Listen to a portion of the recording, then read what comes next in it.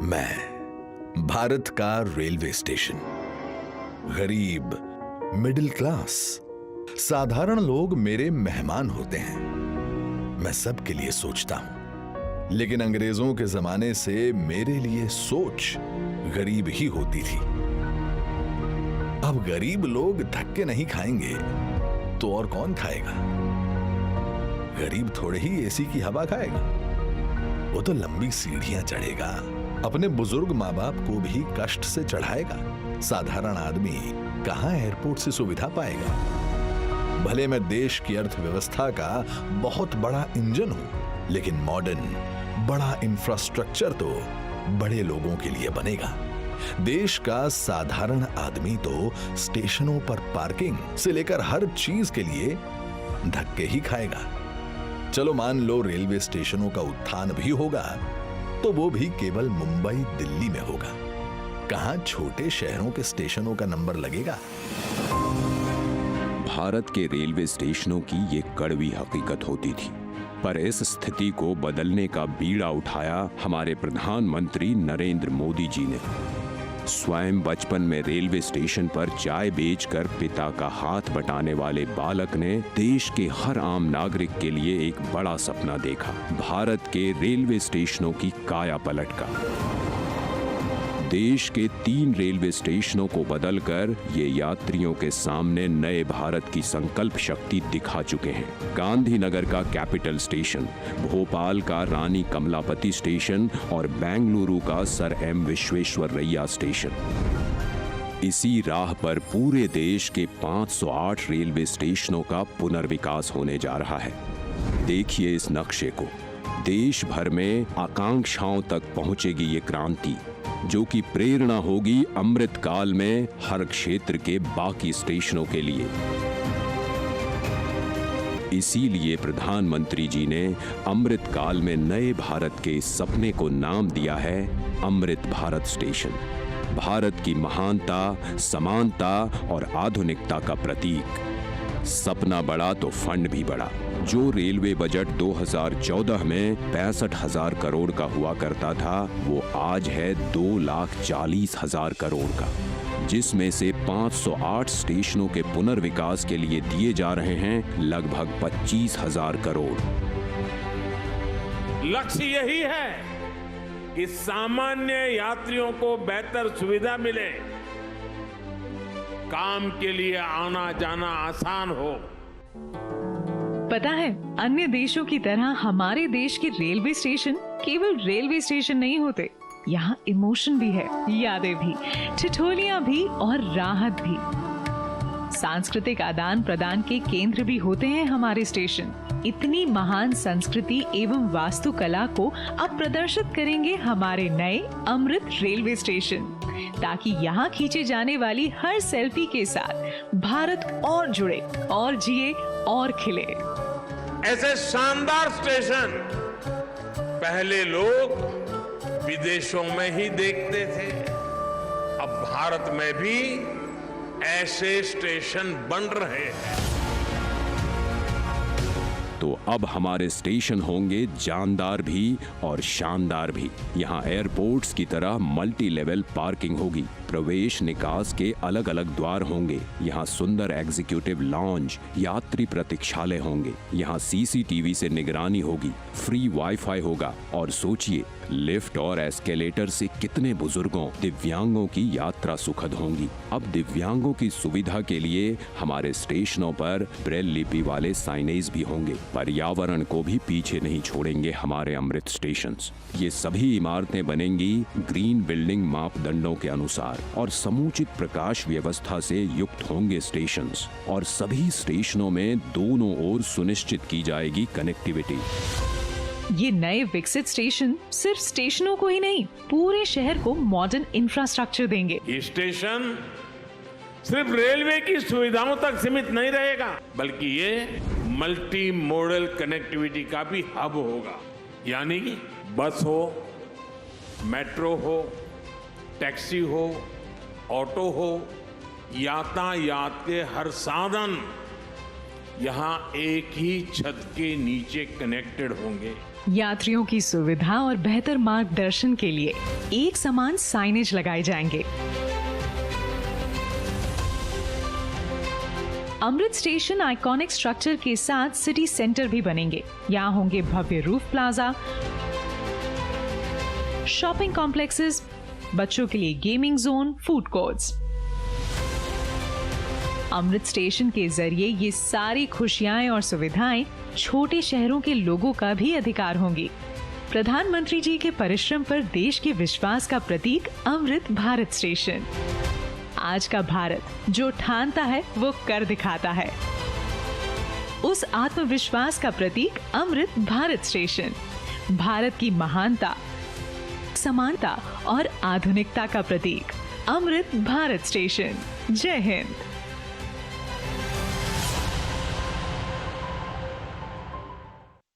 प्रधानमंत्री जी से आग्रह करती हूं कि वे रिमोट का बटन दबाकर 508 अमृत भारत स्टेशनों के पुनर्विकास का शिलान्यास करें।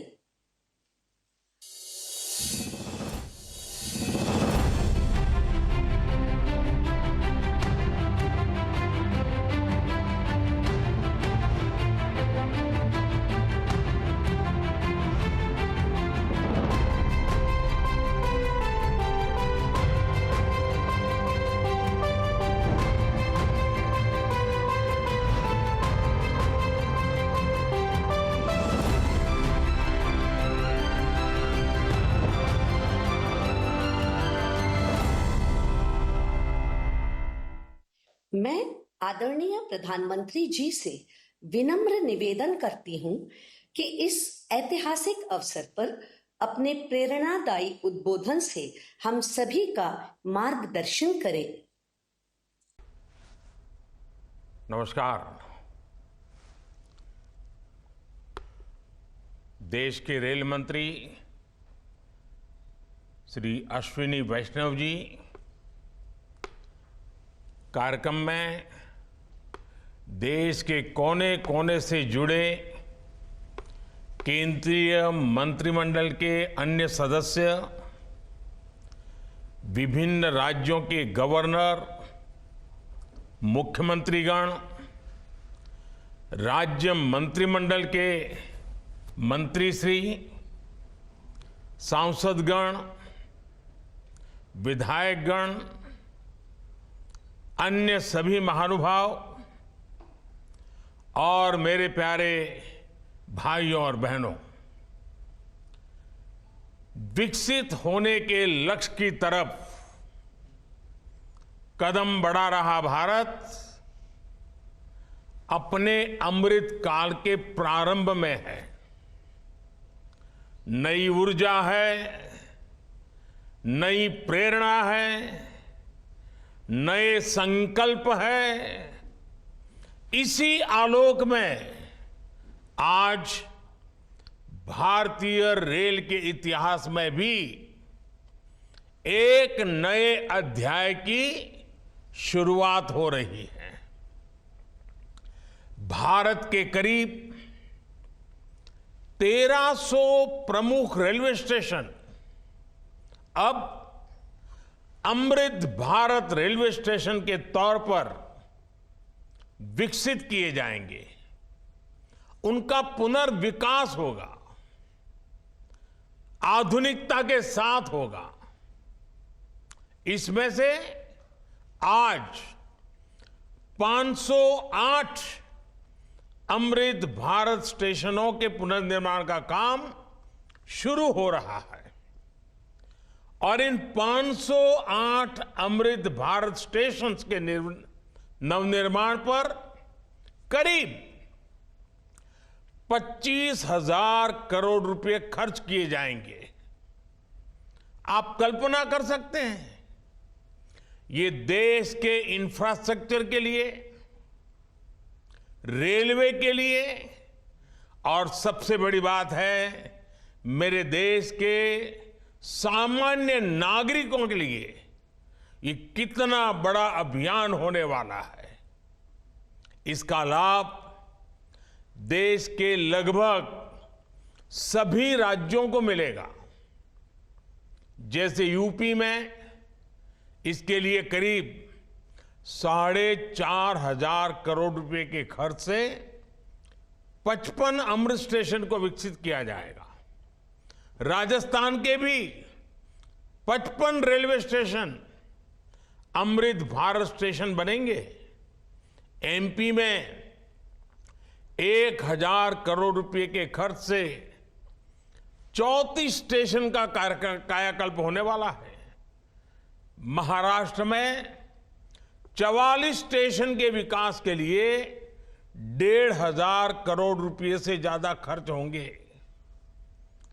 तमिलनाडु, कर्नाटका और केरला के भी प्रमुख स्टेशंस को अमृत भारत स्टेशन के रूप में विकसित किया जाएगा।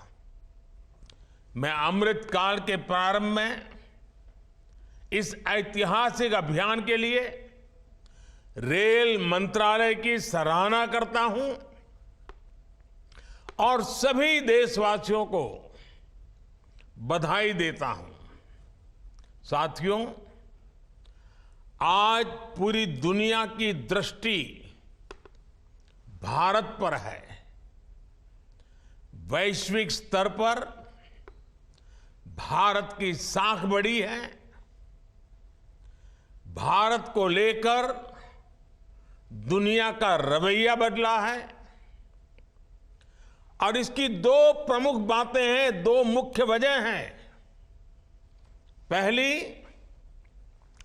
आप देशवासी, भारत के लोगों ने करीब करीब 3 दशक बाद, 30 साल बाद देश में पूर्ण बहुमत की सरकार बनाई। वो पहली वजह। और दूसरी वजह है पूर्ण बहुमत की सरकार उसी स्पष्टता के साथ जनता जनार्दन की उनकी भावना का आदर करते हुए बड़े बड़े निर्णय लिए, चुनौतियों के स्थायी समाधान के लिए अविरत काम किया। आज भारतीय रेलवे भी इसका प्रतीक बन चुकी है। बीते वर्षों में रेलवे में ही जितना काम हुआ है, उसके आंकड़े, उसकी जानकारी हर किसी को प्रसन्न भी करती हैं, हैरान भी कर देती हैं। जैसे दुनिया में south Africa, Ukraine, Poland, UK और स्वीडन जैसे देशों में जितना रेल नेटवर्क है, उससे ज्यादा रेल ट्रैक हमारे देश में इन 9 वर्षों में बिछाए गए हैं। आप कल्पना करिए स्केल। साउथ कोरिया, न्यूजीलैंड और ऑस्ट्रेलिया जैसे देशों का जितना रेल नेटवर्क है, उससे ज्यादा ट्रैक भारत ने अकेले पिछले साल बनाए हैं। एक साल में भारत में आज आधुनिक ट्रेनों की संख्या भी तेजी से बढ़ रही है। आज देश का लक्ष्य है कि रेलवे की यात्रा हर यात्री के लिए, हर नागरिक के लिए सुलभ भी हो और सुखद भी हो। अब ट्रेन से लेकर स्टेशन तक आपको एक बेहतर, एक उम्दा से उम्दा एक्सपीरियंस देने का प्रयास है। प्लेटफॉर्म्स पर बैठने के लिए बेहतर सीटें लग रही हैं, अच्छे वेटिंग रूम बनाए जा रहे हैं, आज देश के हजारों रेलवे स्टेशनों पर मुफ्त वाईफाई की सुविधा है। हमने देखा है इस मुफ्त इंटरनेट का कितने ही युवाओं ने लाभ उठाया है। पढ़ाई करके वो अब बहुत कुछ अपने जीवन में सिद्धियां प्राप्त कर चुके हैं। साथियों, ये इतनी बड़ी सिद्धियां हैं, जिस प्रकार से रेलवे में काम हुआ है, किसी भी पीएम का मन कर जाएगा कि इनका जिक्र 15 अगस्त को लाल किले से करें। और जब 15 अगस्त सामने है तो मन बहुत ही लालायित होता है कि उसी दिन इसकी चर्चा करूं। लेकिन आज ये इतना विराट आयोजन हो रहा है, देश के कोने कोने से लोग जुड़े हैं, इसलिए मैं अभी ही इस बात पर इतने विस्तार से चर्चा कर रहा हूं। साथियों, रेलवे को हमारे देश की लाइफलाइन कहा जाता है, लेकिन इसके साथ ही हमारे शहरों की पहचान भी शहर के रेलवे स्टेशन से जुड़ी होती है। समय के साथ ये रेलवे स्टेशन अब हार्ट ऑफ द सिटी बन गए हैं। शहर की सारी प्रमुख गतिविधियां रेलवे स्टेशनों के आसपास ही होती हैं। इसलिए आज बहुत आवश्यक है कि हमारे रेलवे स्टेशनों को नए आधुनिक स्वरूप में ढाला जाए। रेलवे की जगह का ऑप्टिमम यूटिलाइजेशन किया जाए। साथियों, जब देश में इतने सारे नए आधुनिक स्टेशन बनेंगे तो उससे विकास को लेकर देसी विदेशी कोई भी पर्यटक जब ट्रेन से इन आधुनिक स्टेशनों पर पहुंचेगा तो राज्य की, आपके शहर की पहली तस्वीर उसे जरूर प्रभावित करेगी। वो यादगार बन जाती है। आधुनिक सेवाओं के कारण पर्यटन को बढ़ावा मिलेगा। स्टेशन के आसपास अच्छी व्यवस्थाएं होने से आर्थिक गतिविधियों को भी बढ़ावा मिलेगा। सरकार ने स्टेशनों को शहर और राज्यों की पहचान से जोड़ने के लिए वन स्टेशन वन प्रोडक्ट योजना भी शुरू की है। इससे पूरे इलाके के लोगों को, कामगारों और कारीगरों को फायदा होगा, साथ ही जिले की ब्रांडिंग भी होगी। साथियों, आजादी के अमृत काल में देश ने अपनी विरासत पर गर्व का भी संकल्प लिया है। ये अमृत रेलवे स्टेशन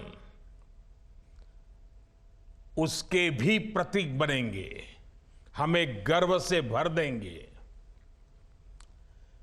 इन स्टेशंस में देश की संस्कृति और स्थानीय विरासत की झलक दिखेगी। जैसे जयपुर रेलवे स्टेशन में हवा महल, आमेर फोर्ट जैसी राजस्थान की धरोहरों की झलक होगी। जम्मू कश्मीर का जम्मू तवी रेलवे स्टेशन प्रसिद्ध रघुनाथ मंदिर से प्रेरित होगा। नागालैंड के दिमापुर स्टेशन पर वहां की 16 जनजातियों की लोकल वास्तुकला दिखाई देगी। हर अमृत स्टेशन शहर की आधुनिक आकांक्षाओं और प्राचीन विरासत का प्रतीक बनेगा।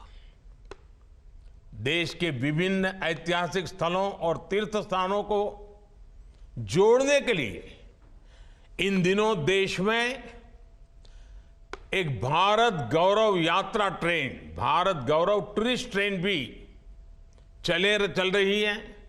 शायद आपके ध्यान में आया होगा, उसको भी मजबूती दी जा रही है। साथियों, किसी भी व्यवस्था को ट्रांसफॉर्म करने के लिए जरूरी होता है कि हम उसके पोटेंशियल को पहचानें। भारतीय रेल में तो ग्रोथ को रफ्तार देने का अपार पोटेंशियल है। इसी सोच के साथ बीते 9 वर्षों में हमने रेलवे में रिकॉर्ड इन्वेस्टमेंट किया है। इस साल के रेलवे को 2.5 लाख करोड़ रुपए से ज्यादा का बजट दिया गया है। ये बजट 2014 की तुलना में 5 गुना ज्यादा है। आज एक होलिस्टिक सोच के साथ रेलवे के समग्र विकास के लिए काम हो रहा है। इन 9 वर्षों में लोकोमोटिव्स उत्पादन में भी 9 गुना की वृद्धि हुई है। आज देश में पहले की अपेक्षा 13 गुना ज्यादा HLB कोच बन रहे हैं। साथियों, नॉर्थ ईस्ट में रेलवे के विस्तार को भी हमारी सरकार ने प्राथमिकता दी है। रेलवे लाइनों का दोहरीकरण हो, गेज परिवर्तन हो, इलेक्ट्रिफिकेशन हो, नए रूट्स का निर्माण हो, इस पर तेजी से काम किया जा रहा है। जल्द ही पूर्वोत्तर के सभी राज्यों की राजधानियां रेलवे नेटवर्क से जुड़ जाएगी। नागालैंड में 100 साल बाद दूसरा रेलवे स्टेशन बना है। नॉर्थ ईस्ट में नई रेल लाइनों की कमीशनिंग भी पहले के मुकाबले 3 गुना ज्यादा हो रही है।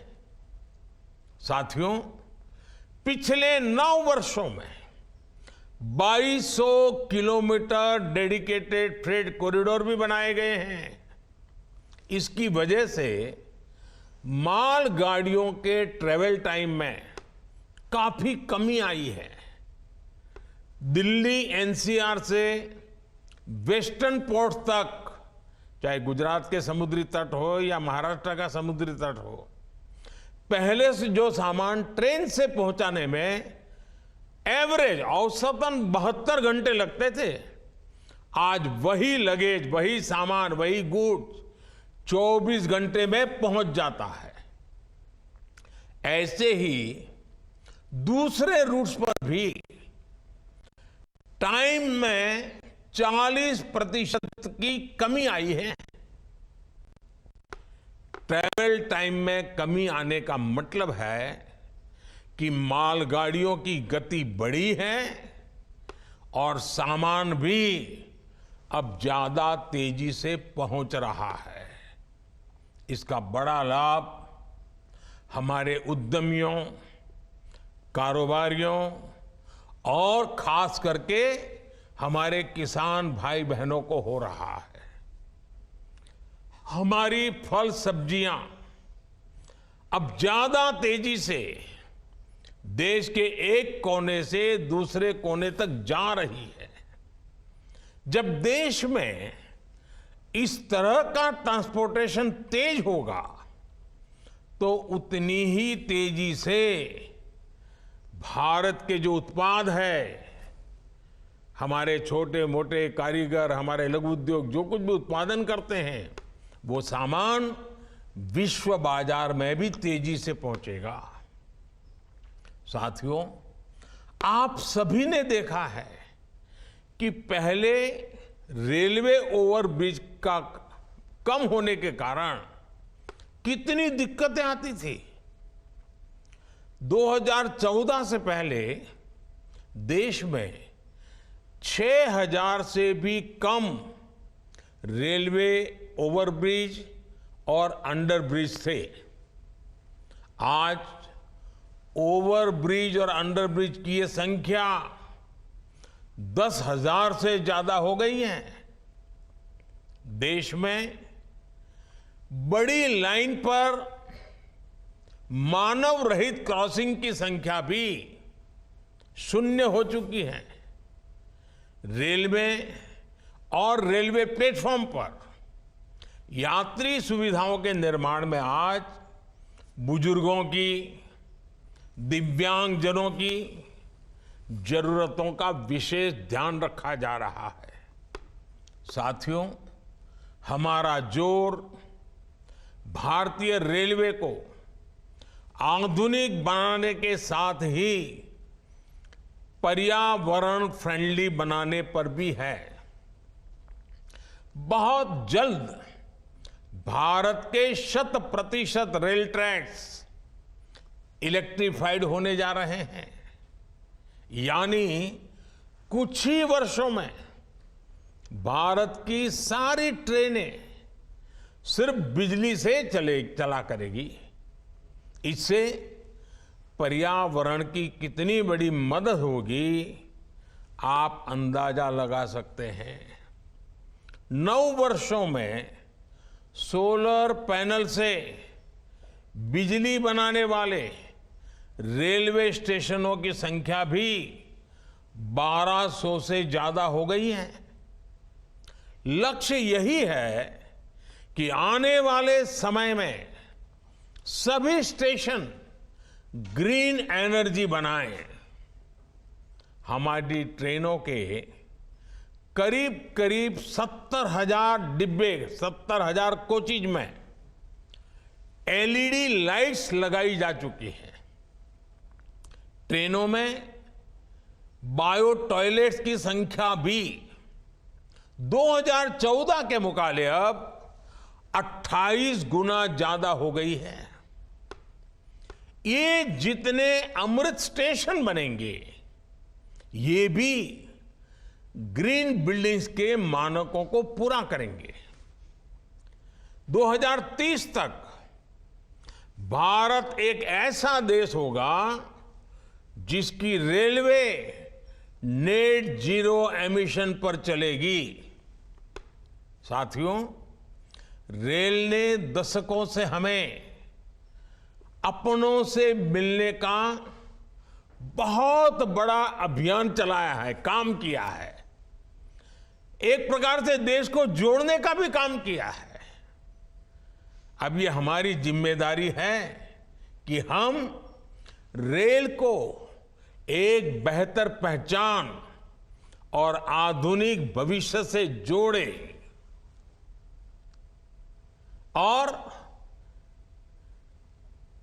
रेल की रक्षा, व्यवस्थाओं की रक्षा, सुविधाओं की रक्षा, स्वच्छता की रक्षा, एक नागरिक के नाते उस कर्तव्य को हमें निभाना। अमृतकाल कर्तव्य काल भी है। लेकिन साथियों, कुछ बातें जब हम देखते हैं तो मन को पीड़ा भी होती है।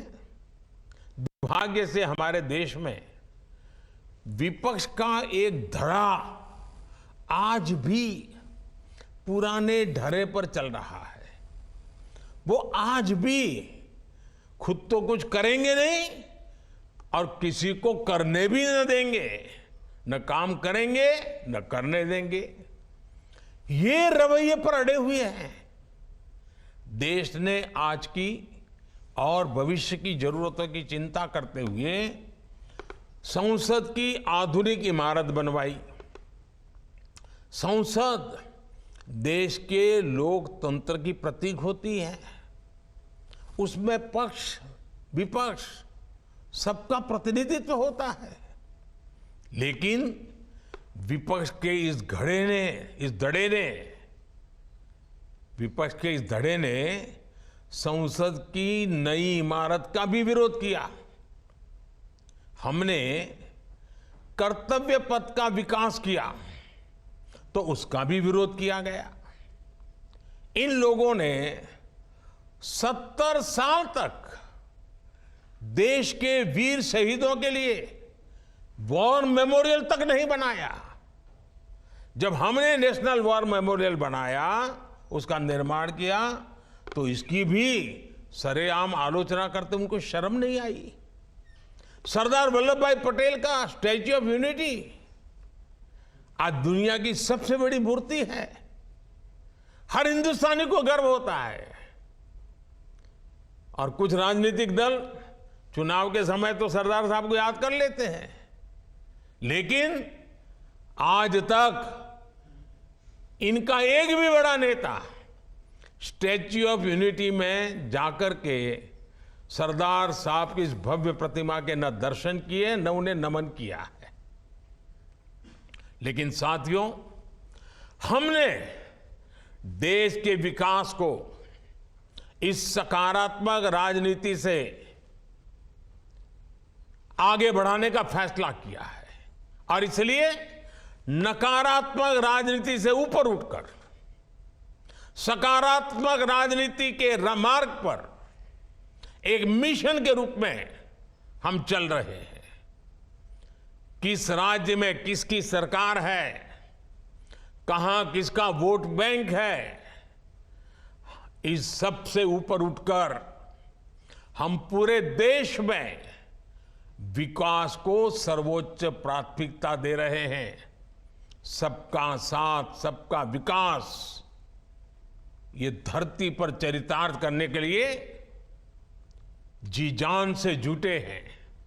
साथियों, पिछले वर्षों में रेलवे युवाओं को जॉब देने का भी बहुत बड़ा जरिया बनी है। करीब 1.5 लाख से ज्यादा युवाओं को अकेले रेलवे में पक्की नौकरी मिली है। इसी तरह इंफ्रास्ट्रक्चर पर लाखों करोड़ के निवेश से लाखों युवाओं को रोजगार मिल रहा है। इस समय केंद्र सरकार 10 लाख युवाओं को नौकरी देने का अभियान भी चला रही है।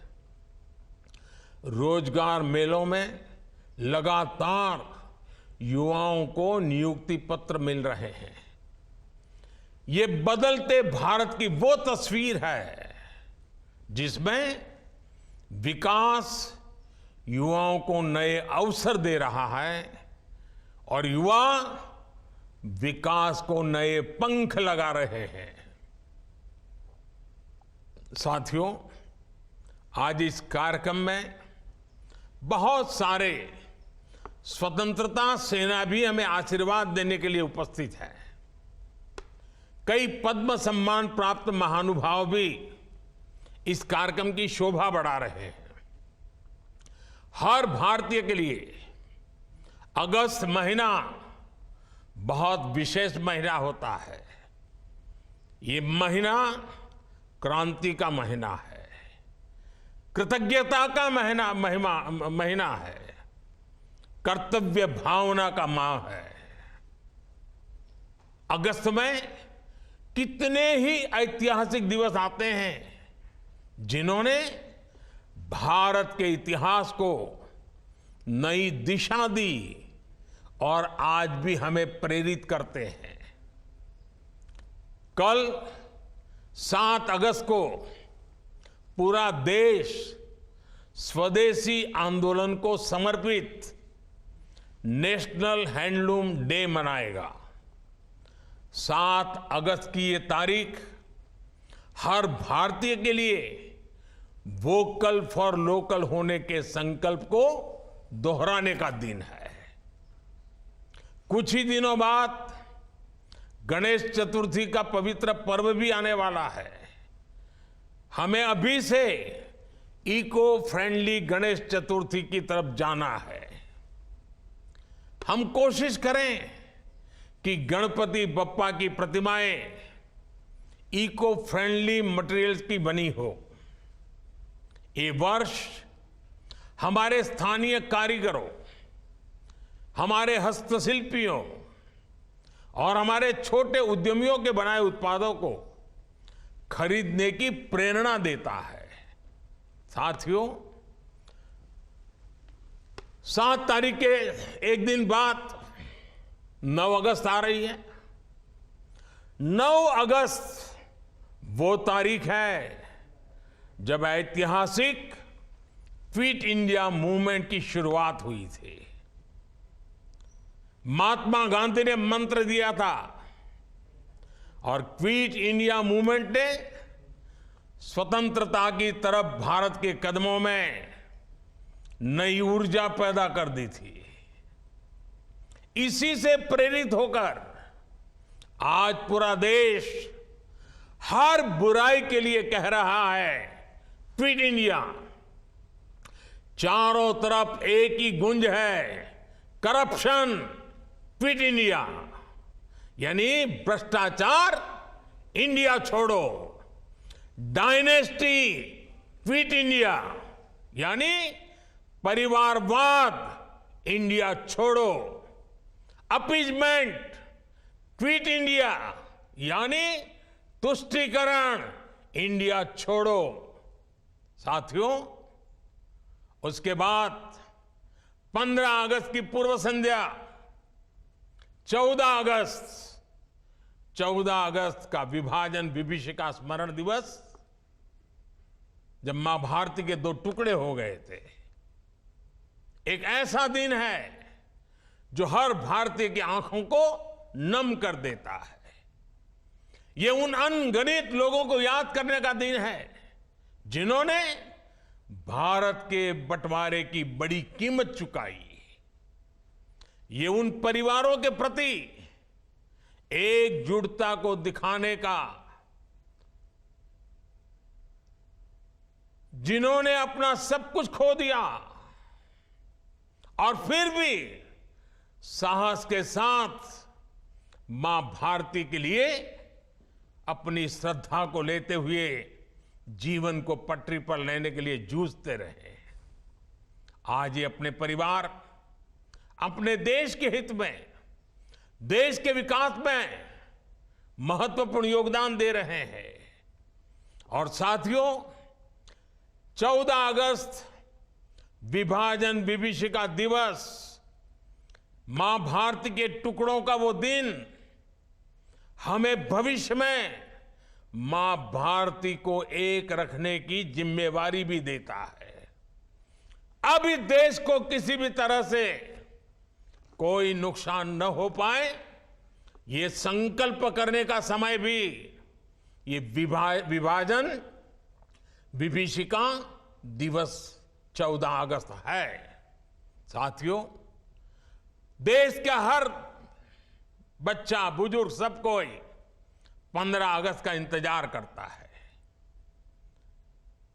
और हमारा 15 अगस्त, हमारा स्वतंत्रता दिवस, हमारे तिरंगे और हमारे राष्ट्र की प्रगति के प्रति हमारी प्रतिबद्धता को दोहराने का समय है। पिछले साल की तरह ही इस बार भी हमें हर घर तिरंगा फहराना है। हर घर तिरंगा, हर दिल तिरंगा, हर मन तिरंगा, हर मकसद तिरंगा, हर सपना तिरंगा, हर संकल्प तिरंगा। मैं देख रहा हूं कि अनेक साथी आजकल सोशल मीडिया पर अपनी तिरंगे वाली डीपी अपडेट कर रहे हैं। हर घर तिरंगा के उद्घोष के साथ फ्लैग मार्च भी निकाल रहे हैं। मैं आज सभी देशवासियों से, विशेष रूप से युवाओं को, हर घर तिरंगे इस आंदोलन से जुड़ने का और इसका प्रचार प्रसार करने का भी आग्रह करता हूं। साथियों, लंबे समय तक हमारे देश के लोग यही सोचते थे कि वो जो टैक्स चुका रहे हैं उसका कोई मतलब नहीं है। उन्हें लगता था कि उनकी मेहनत से कमाए हुए पैसों को भ्रष्टाचार में उड़ा दिया जाएगा। लेकिन हमारी सरकार ने इस धारणा को बदल दिया।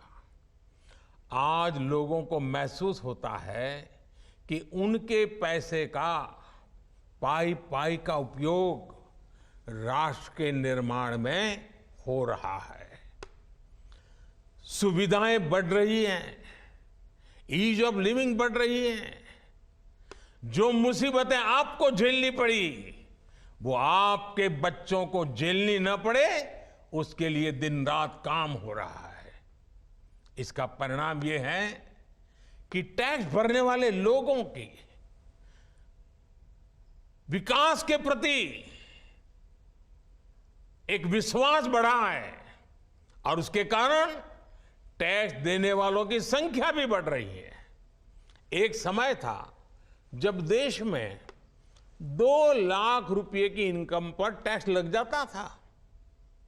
आज ये मोदी की गारंटी देखिए, आज 7 लाख रुपए तक की इनकम पर कोई टैक्स नहीं लगता।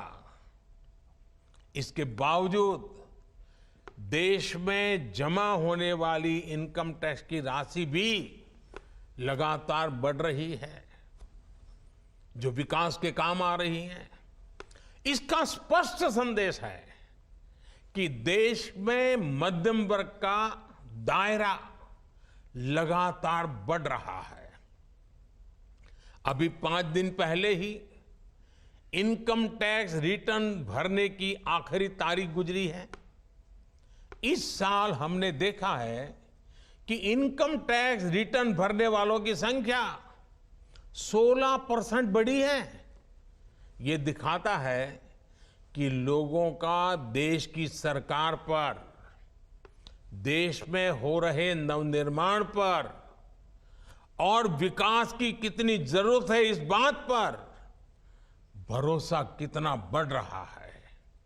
लोग आज देख रहे हैं कि देश में किस तरह रेलवे का कायाकल्प हो रहा है, मेट्रो का विस्तार हो रहा है। लोग आज देख रहे हैं कि देश में किस तरह एक के बाद एक नए एक्सप्रेसवे बनाए जा रहे हैं। लोग आज देख रहे हैं कि देश में किस तरह तेजी से नए नए एयरपोर्ट बनाए जा रहे हैं, नए नए अस्पताल बनाए जा रहे हैं, नए नए स्कूल बनाए जा रहे हैं। जब लोग इस तरह का बदलाव देखते हैं तो ये एहसास और मजबूत होता है कि उनके पैसे से नए भारत का निर्माण हो रहा है। आपके बच्चों के उज्जवल भविष्य की गारंटी इन सब कामों में गारंटी है। हमें इस विश्वास को दिनों दिन और मजबूत करना है। और भाई बहनों, ये जो 508 रेलवे स्टेशनों का आधुनिकीकरण हुआ है ना, ये भी उसी दिशा में उठाया गया कदम है। मैं आपको विश्वास दिलाता हूं, अमृत भारत स्टेशंस भारतीय रेल के इस कायाकल्प को एक नई ऊंचाई देंगे। आओ इस क्रांति के महीने में हम सभी हिंदुस्तानी नए संकल्पों के साथ 2047 में, जब देश आजादी के 100 साल मनाएगा, भारत को विकसित बनाने के लिए एक नागरिक के नाते मेरी जो भी जिम्मेवारी है उसको अवश्य पूर्ण करूंगा। इस संकल्प के साथ आप सबका बहुत बहुत धन्यवाद, बहुत बहुत शुभकामनाएं।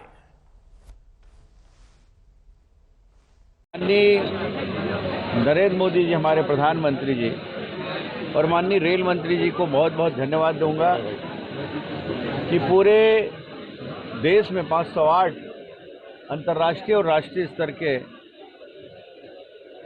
रेलवे स्टेशनों का नवनिर्माण की शुरुआत आज हो गई और माननीय नरेंद्र मोदी जी प्रधानमंत्री जी के कर कमलों द्वारा ये संपन्न हुआ। अध्यक्षता माननीय अश्विनी वैष्णव जी कर रहे थे। हम सबका सौभाग्य दुर्ग लोकसभा के लिए कि यहाँ के समस्त भाइयों बहनों को जन जन को मैं इसके लिए बहुत बधाई देता हूँ। हमारा दुर्ग रेलवे स्टेशन भी अंतर्राष्ट्रीय स्तर का बनेगा। ऐसे लगेगा हम कोई एयरपोर्ट में घुस रहे हैं और वैसे ही पावर हाउस का स्टेशन भी उम्दा तरीके से उसका नव निर्माण होगा और इन सब के लिए फिर से एक बार प्रधानमंत्री जी और रेल मंत्री जी को बधाई देता हूँ। जब भी ऐसी आवश्यकता होगी, जब भी कोई सुविधा की बात होगी तो निश्चित रूप से प्रधानमंत्री जी से और रेल मंत्री जी से मिलकर उसको सुलझाने का, उसको अपने लोगों की आकांक्षाओं के अनुरूप निवेदन के साथ करने का मैं विश्वास दिलाता हूँ। बहुत बहुत बधाई, बहुत बहुत शुभकामनाएं। देखिए, मैं जिस पार्टी से आती हूँ भारतीय जनता पार्टी। जब भी प्रदेश में या मैं देश की बात कहूँ तो जहाँ कहीं भी जनजातियों के साथ अन्याय होता है, भारतीय जनता पार्टी भी धरना आंदोलन प्रदर्शन के माध्यम से वहाँ की सरकारों के कान तक उन बातों को पहुँचाती है। छत्तीसगढ़ में जब भी जनजातियों के साथ, चाहे किसी लड़की के साथ, महिला के साथ बलात्कार हुआ हो या किसी के भी साथ कोई अन्याय हुआ हो, कोई भेदभाव हुआ हो, तो हम सरकार से बात करते हैं। अब मैं आज छत्तीसगढ़ की बात कहूँ तो जिन जनजातीय क्षेत्रों से कांग्रेस की सरकार बनी है, यानी 29 में से 27 सीटें कांग्रेस के पास है, लेकिन इसके बावजूद जनजातियों की उन्हें सुध नहीं है। उन क्षेत्रों का उन्होंने विकास रोका। इसलिए हमने अपने मंत्रालय से 4000 गांव को पूरी तरीके से विकसित करने के लिए एक एक ग्राम पंचायतों में हमने 20,39,000 केवल अभी हमारा मंत्रालय फंड दिया है। इसके साथ साथ भारत सरकार के 41 मंत्रालय भी उन ग्राम पंचायतों को फंड देंगे। कांग्रेस कहती है छत्तीसगढ़ में 75 पार। 2018 के चुनाव में जनता ने भूल की थी। उनका जो 36 जन घोषणा पत्र आया था वो बहुत लोक लुभावना था और उस लोक लुभावने घोषणा पत्र के आधार पर जनता ने वोट किया और आज जनता खुद को ठगा हुआ महसूस कर रही है। माननीय प्रधानमंत्री जी किसी प्रदेश के साथ कोई भेदभाव नहीं करते। ये किसानों का प्रदेश है। देखिए, कांग्रेस की सरकार, यहाँ के मुख्यमंत्री कहते हैं कि मैं यहाँ के किसानों को 2500 रुपये प्रति क्विंटल धान का बोनस देता हूँ, लेकिन मैं आप सबको जानकारी देना चाहती हूँ कि भारत सरकार, माननीय प्रधानमंत्री जी उस 2500 रुपये समर्थन मूल्य में से 2187 रुपये प्रति क्विंटल हम केंद्र के माध्यम से देते हैं। 317 रुपये केवल प्रदेश सरकार की होती है। तो आप समझ सकते हैं कि कौन सरकार किसानों के लिए काम करती है। मैडम, जिस तरह से लगातार केंद्र मंत्री या राज्य मंत्री हो, केवल छत्तीसगढ़ ही नहीं, देश के सारे राज्यों में जाते हैं। जैसे मैंने आपको अपने स्पीच में कहा और आपके मीडिया के माध्यम से मैं कहना चाह रही हूँ मैं कि हम केवल छत्तीसगढ़ नहीं या चुनावी राज्य में ही नहीं, बल्कि हमारे जो पूर्वोत्तर राज्य हैं, छोटे छोटे राज्य हैं। मैं तो केरल वायनाड गई थी, मैं तमिलनाडु गई थी, मैं आंध्र प्रदेश गई थी। चाहे दक्षिण भारत हो, चाहे पूर्वोत्तर राज्य हो, चाहे मध्य भारत हो, मैं अपने मंत्रालय के और हमारी सरकार जिन स्कीमों को चलाती है उन स्कीम को जनता तक उतारने के लिए हम हर एक राज्यों में जाते हैं। छत्तीसगढ़ चुनावी राज्य है। छत्तीसगढ़ का निर्माण स्वर्गीय अटल बिहारी वाजपेयी जी ने किया था। 15 साल हमने बहुत ईमानदारी के साथ काम किया। आज हमें दुख होता है इन 4.5 वर्षों में छत्तीसगढ़ केवल ये घोषणा के चक्कर में पीछे हो रहा है। इसलिए हम तो चाहेंगे कि छत्तीसगढ़ में भारतीय जनता पार्टी की सरकार बने और माननीय प्रधानमंत्री जी ने समृद्ध काल में जो देश भर के लिए विजन बनाया है वो सारे विकास कार्य भी यहाँ पर आए। इसलिए छत्तीसगढ़ में भारतीय जनता पार्टी की सरकार बनाना है।